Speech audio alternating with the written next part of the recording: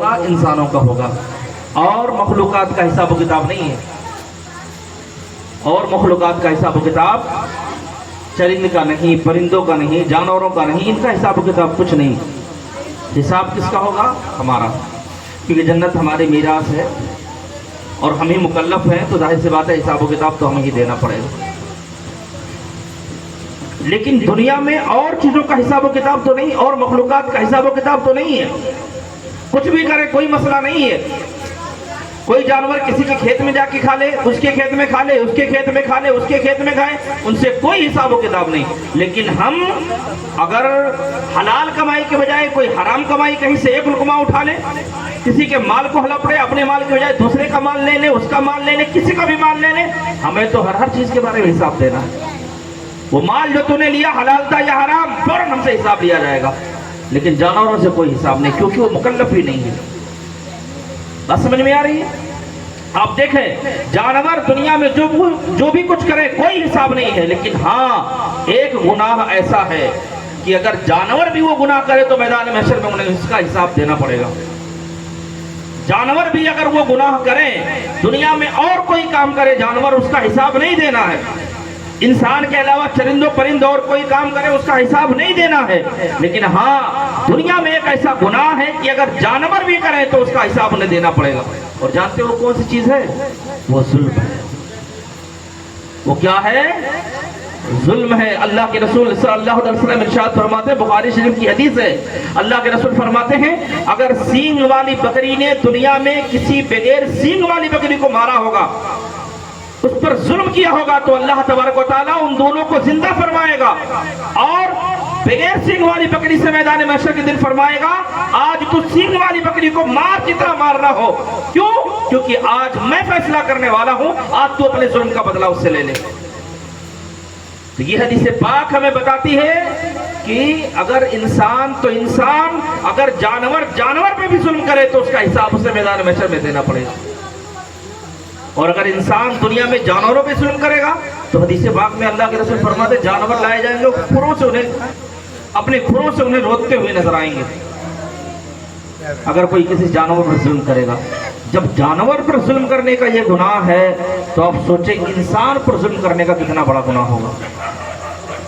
یاد رکھیں بدکاری یہ حق اللہ ہے، شراب پینا یہ حق اللہ ہے، یعنی یہ اللہ کی بارگاہ میں معافی مانگ لیں گے اللہ معاف فرما دے گا، سچی توبہ کر لیں گے اللہ معاف فرما دے گا، کیونکہ یہ اللہ کا حق ہے، اللہ بڑا غفور الرحیم ہے، معاف فرما دے گا۔ سچے دل سے توبہ کریں گے اللہ معاف فرما دے گا۔ لیکن یاد رکھیں ظلم ایک ایسا گناہ ہے کہ جب تک جس پر آپ نے ظلم کیا ہے، جب تک اس کو راضی نہ کر لے کبھی اللہ معاف نہیں فرمائے گا۔ جس کے اوپر آپ نے ظلم کیا ہے پہلے اسے آپ راضی کریں، جب وہ مظلوم بندہ راضی ہو جائے گا تب اللہ آپ کو معاف فرمائے گا، ورنہ یاد رکھیں ظالم کی دنیا میں کوئی معافی نہیں ہے، نہ دنیا میں اسے معافی مل سکتی ہے نہ آخرت میں معافی مل سکتی ہے۔ اس لیے میرے بھائی دنیا میں ہر چیز سے ہر گناہ سے بچیں، لیکن یاد رکھیں سب سے بڑا گناہ جو ہے وہ ظلم سے ہر حال میں بچیں۔ اب جب یہ ظلم کی حقیقت آپ نے سن لی کہ ظلم کتنا بڑا گناہ ہے، تو پھر اب دیکھیں ظلم کتنی طریقوں سے ہوتا ہے۔ ظلم 3 طریقوں سے انسان کے اوپر جو ظلم کیا جاتا ہے وہ 3 طریقوں سے ہوتا ہے۔ ایک تو ڈائریکٹلی ہم کسی کو نقصان پہنچائیں، ڈائریکٹ ہم کسی کو نقصان پہنچائیں، یہ ظلم ہے، سب سے بڑا ظلم ہے یہ، یعنی ہم ڈائریکٹ کسی انسان کو بغیر غلطی کے مار دیں، گالی دیں، اسے نقصان پہنچائیں، تو یہ ظلم ہے۔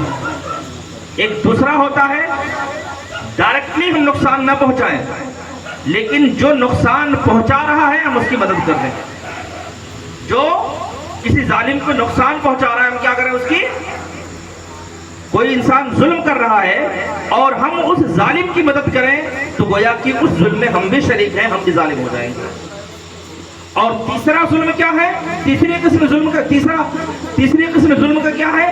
تو کہتے ہیں تیسری قسم یہ ہے کہ انسان ظلم تو نہیں کر رہا ہے، ظلم کرنے والی کی مدد تو نہیں کر رہا ہے، لیکن ہاں جہاں پر ظلم ہو رہا ہے وہاں پر یہ موجود ہے اور اس کے اندر یہ طاقت ہے کہ وہ ظلم کو روک سکتا ہے، لیکن یہ روک بھی نہیں رہا ہے، تب یہ ظالم ہے۔ بات سمجھ میں آ رہی ہے؟ मेरी बात समझ रहे हैं आप? एक तो हुआ डायरेक्टली हम किसी को नुकसान पहुंचाएं, ये जुल्म है। दूसरा क्या हुआ, हम नुकसान नहीं पहुंचे। जैसे आज हमारे यहाँ होता है ना, अगर लड़ाई झगड़े होने लगती है तो हम ये नहीं देखते हैं कि हक पर कौन है, ये देखते हैं कि हमारा पड़ोसी कौन है।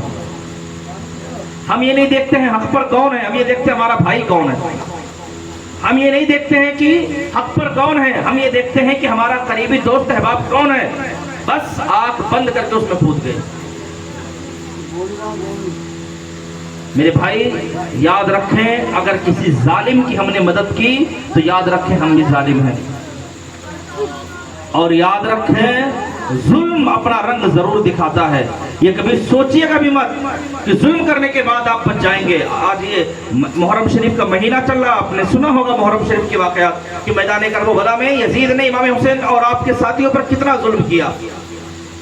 7 मुहर्रमुल हराम शरीफ को पानी बंद कर दिया गया, जुल्म की इंतहा कर दी गई।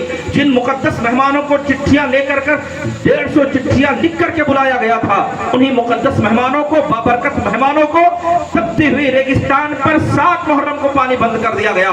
7 मुहर्रम से लेकर के 10 मुहर्रम तक बगैर पानी और खाने के रखा गया। उन्हें माज़अल्लाह रब्बिल आलमीन खाने और पानी के लिए उन्हें तरसाया गया था। उनके बच्चों को भूखा रखा गया, प्यासा रखा गया।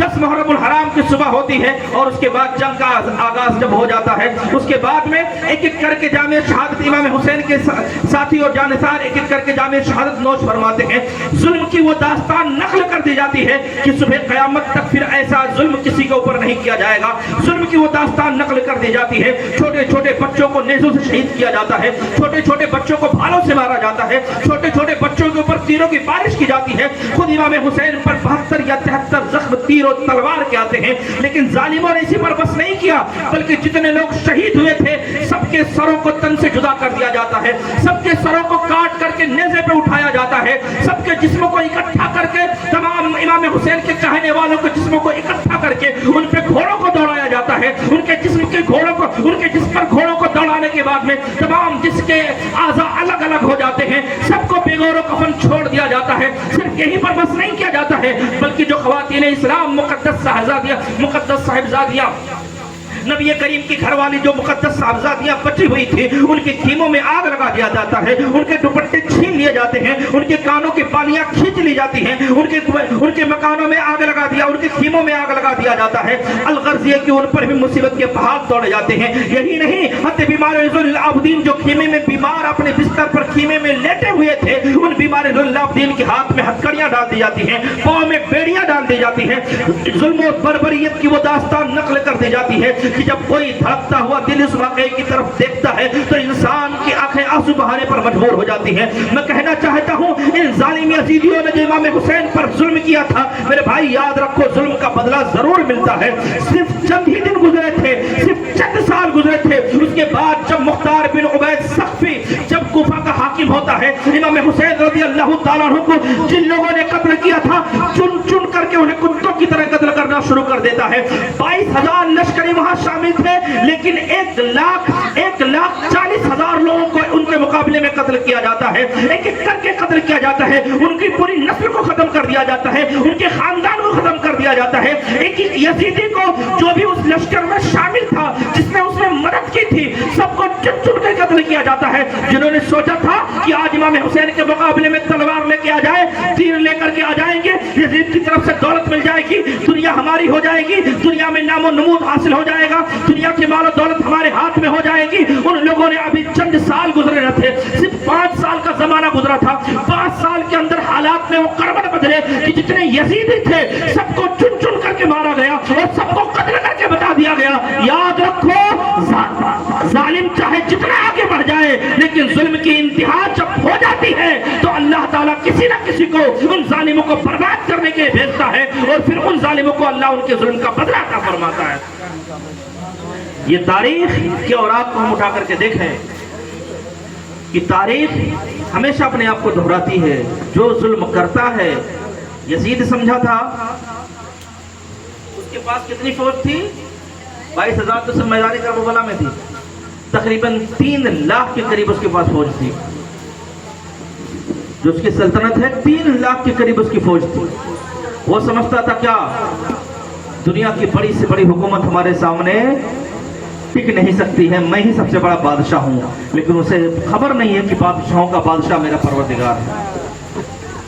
उधर इमाम हुसैन रज़ी अल्लाह ताला अन्हु शहीद होते हैं और आपका लुटा हुआ काफिला जब मदीना मुनव्वरा पहुंचता है, उसके बाद में चंद ही दिन गुजरे थे, महीने भी नहीं गुजरे, चंद ही दिन गुजरे थे कि अल्लाह ने उसे फालिज या लकवा की बीमारी में अल्लाह ने उसे मुब्तला कर दिया। और फिर वो उसी में घुटते घुटते तकरीबन